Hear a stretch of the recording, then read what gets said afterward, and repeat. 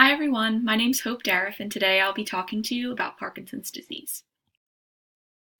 To start off with the pathophysiology of Parkinson's, it's defined as a neurological disorder that affects movement control in the body. So this means that neurons in the brain that control movement become impaired or die off in someone that has Parkinson's, and this is going to affect the release of dopamine and norepinephrine, which are two neurotransmitters that commonly get released from these neurons. Additionally, the presence of Lewy bodies is common in those with Parkinson's, and so the formation of those Lewy bodies is considered a marker for neuronal generations, and that the degeneration is what's going to influence the release of those neurotransmitters. The Lewy bodies, where they're found and likely to be, is a common spot for that generation to occur, so that's why the two are commonly associated. To specifically speak on dopamine, its availability as a neurotransmitter decreases in someone with Parkinson's, and it's going to cause the following symptoms. So a resting tremor, rigidity, bradykinesia, so slow movement, poor balance, and poor motor coordination. I mentioned norepinephrine's release also being decreased, and decreased levels of norepinephrine could explain symptoms like fatigue, irregular blood pressure, a decrease in movement through the digestive tract, and also a sudden drop in blood pressure when someone with Parkinson's is transitioning from laying down or sitting down to then standing up. So symptoms are obviously what's going to lead to the diagnosis of Parkinson's. It was originally considered a pure movement disorder that had three cardinal symptoms, and those were the tremor, rigidity, and bradykinesia. But over the years, postural changes in general and postural instability was found to be a fourth cardinal sign. So there's four things now that go into the diagnosis of Parkinson's. Parkinson's is the most common movement disorder and the second most common degenerative disease in the central nervous system. It presents a frequent cause of morbidity that affects 1 to 2 out of 1,000 of the population at any given time, and it's clearly most often seen in older age groups. In addition to being a disease that affects the older age groups, it also affects men more than women. Doctors diagnose as many as 60,000 new cases of Parkinson's each year, and that diagnosis is usually in the older population. So the average age of onset is about 60 years old. The risk of being diagnosed or having Parkinson's disease increases with 2 to 5% for someone who is related to someone else who has Parkinson's disease.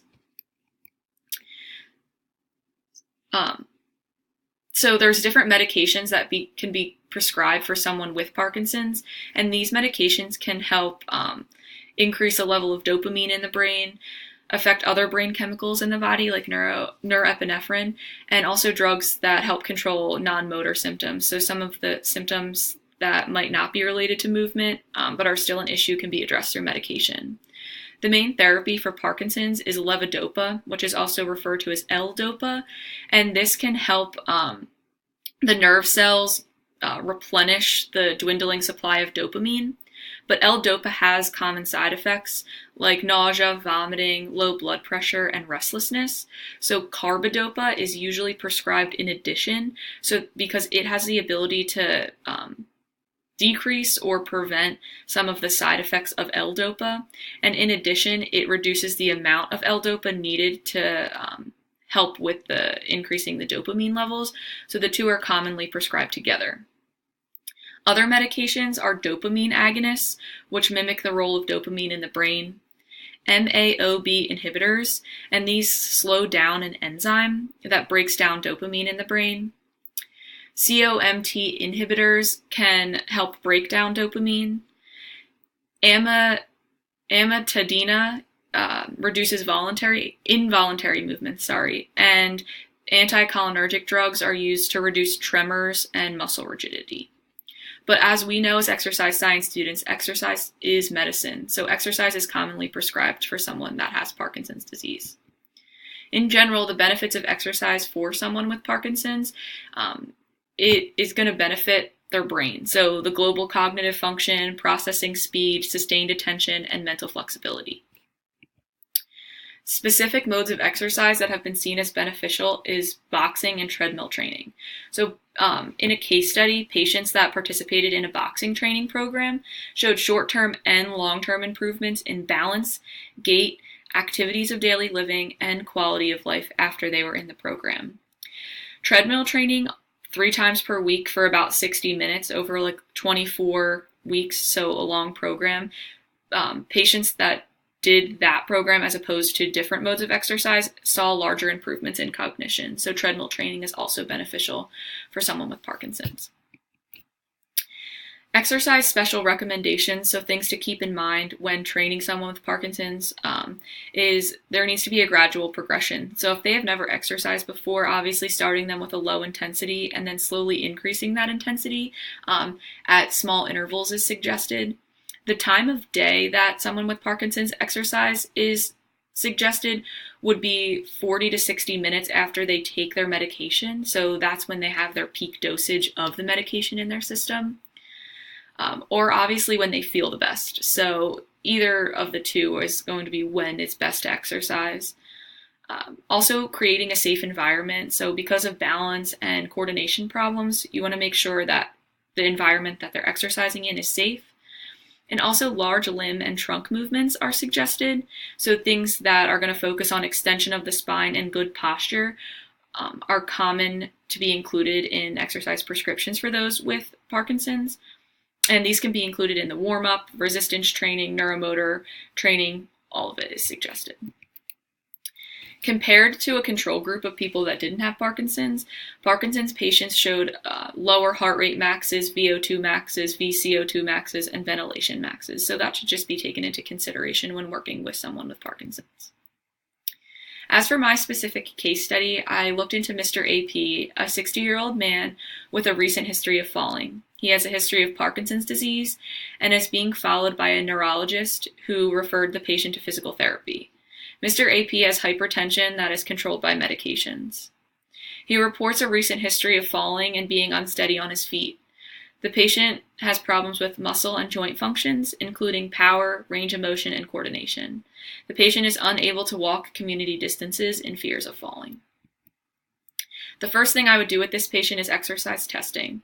In general, for Parkinson's disease, exercise testing that addresses aerobic, muscular strength, flexibility, and neuromotor movements is suggested.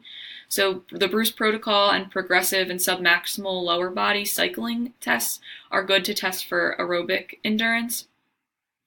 Muscular strength and endurance can be tested using a 1-rep max, 10-rep test, or hand grip dynamometry.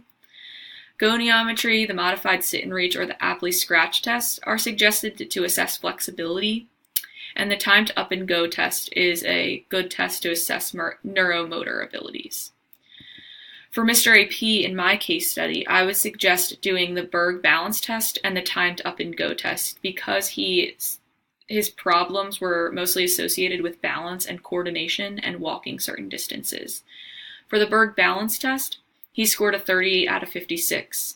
This represents a mild to moderate disability, so balance should definitely be addressed. The timed up and go test took about 12.3 seconds, so that's where the patient has to stand up, walk a certain distance, turn around, and come and sit back down.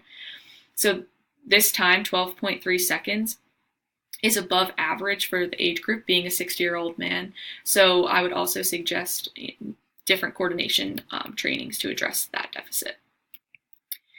In general, the exercise prescription for someone with Parkinson's disease obviously includes aerobic exercise training, where this is done 2 to 3 days per week if the intensity is vigorous. And so that high intensity is associated with 60 to 80% of heart rate reserve.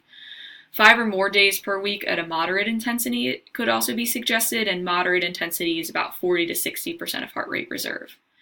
It's suggested that this person exercises aerobically for 20 minutes or 30 minutes a day, and treadmill walking or lower body stationary cycling are 2 good modes of exercise.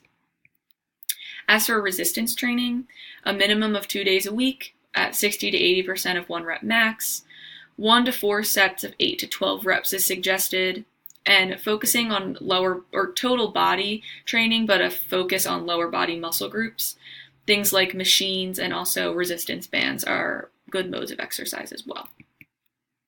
Flexibility is important, ideally daily stretching, or at least 2 to 3 days a week of stretching all muscle groups, but mostly the trunk and spine to focus on that muscle rigidity and those postural issues. This would be suggested for 30 to 60 second holds, or obviously until the patient gets a certain level of uncomfortability. And either one set of 60 seconds or 2 sets of 30 seconds per muscle group is suggested. So for a total of 60 seconds per muscle group. Neuromotor training is suggested for 2 to 3 days per week, an intensity that's tolerated and comfortable, but also challenging, and 10 to 15 minutes per session, or maybe even more, depending again on what's tolerated by the patient. Exercises that involve motor skills is what we want to focus on here. So Tai Chi, yoga, dancing like tango or waltz, just general gait training, and things that we would want to focus on, like improving balance and those functional abilities.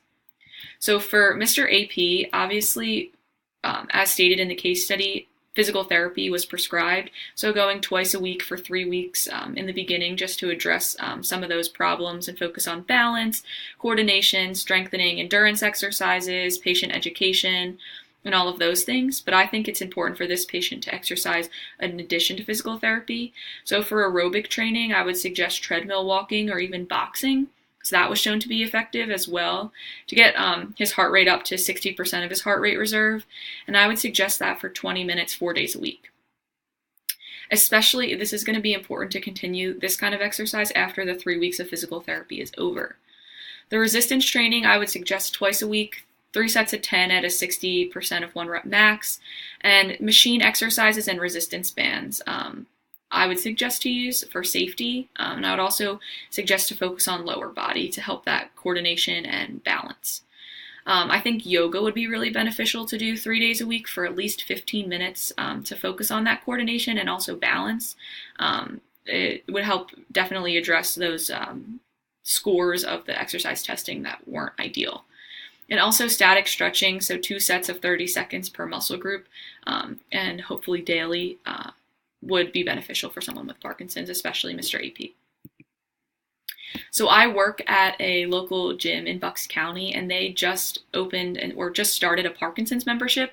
So it offers PWR, which is nationwide, and this usually targets 4 foundational movements that kind of counteract the deficits shown in mobility with someone with Parkinson's. So these classes are focusing on those 4 things to help improve that mobility. And also rock steady boxing is offered within this membership. And so not only does that create a community and it's a fun and like fit class, this focuses on intense forced exercise, or forced intense exercise it's called. And this can help with balance, coordination, strength, mobility, stamina. So this can help someone with Parkinson's combat some of their symptoms and also create a community of other people who are also battling this disease. So I think it's great that this gym has started this membership so that people can, really use exercise as medicine in addition to their prescribed medications and prescribed physical therapy. So here I have my references, and that's it. Thanks for listening.